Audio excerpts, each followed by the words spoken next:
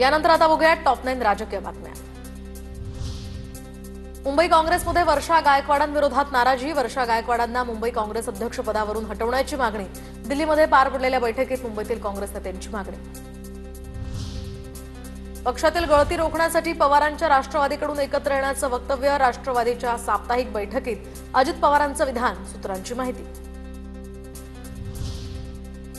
पुण्यात शरद पवारांच्या राष्ट्रवादीकडून पोस्टरबाजी। अजित पवार आणि सुप्रियाताईंनी पुन्हा एकत्र यावं। सुप्रियाताई साहेबांची इच्छा पूर्ण करा।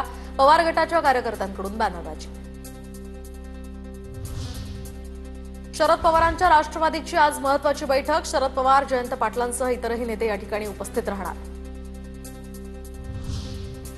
मंत्री उदय सामंत आणि राज ठाकरेंमध्ये अर्धा तास चर्चा। राज ठाकरेंसोबत पालिका निवडणुकांबाबत किंवा राजकीय चर्चा नाही। भेटीनंतर उदय सामंतांची माहिती।